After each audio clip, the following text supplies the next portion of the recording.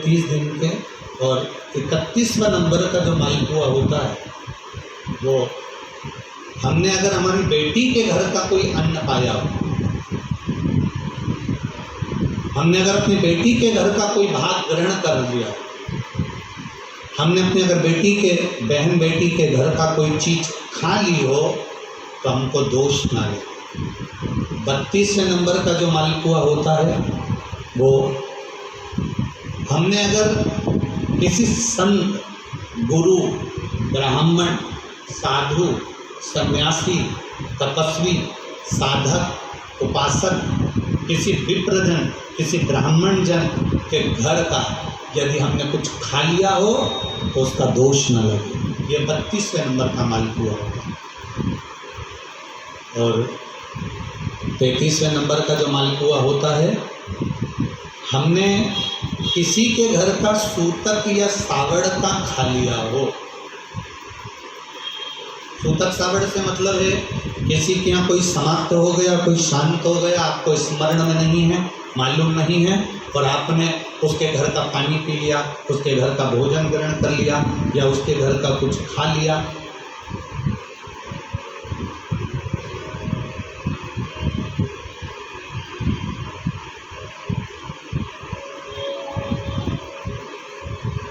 हमने अगर कुछ खाया हो, कोई क्या शांत हो गए, कोई क्या समाप्त हो गए, और उसके घर का यदि हमने कुछ पा लिया, कुछ पानी पी लिया सूतक का, तो उसका दोष न लगे।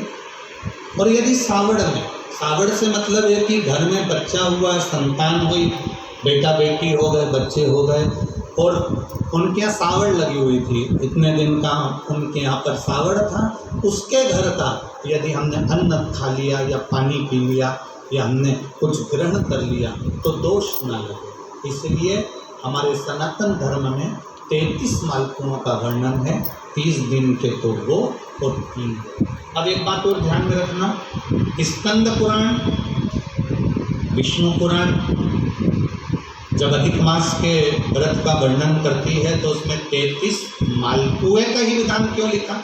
इसमें रसगुल्ला नहीं लिखा, जलेबी नहीं लिखी, इमरती नहीं लिखी या कोई 33 सामग्री नहीं लिखी, तो 33 मालपुआ ही क्यों लिखा गया? उसका कारण केवल इतना है, मालपुआ जब बनता है तो उसमें बारीक बारीक छेद हो जाते हैं। शास्त्र के अनुसार जितने छिद्र मालपुए के अंदर रहते हैं, अधिक मास में 3 वर्ष में एक बार ये मालपुए का 33 मालपुए का जो दान दिया जाता है, इससे जो जीव हमारे पूर्वज, हमारे जो गए हुए जीव हैं, कहीं भटक रहे होते हैं, कोई किसी योनि में है, कोई किसी जगह भटक रहा होता है, तो वो उस योनि से हमारे केवल अधिक मास में दान कर देने से वो उस योनि से मुक्त हो जाता है। इसलिए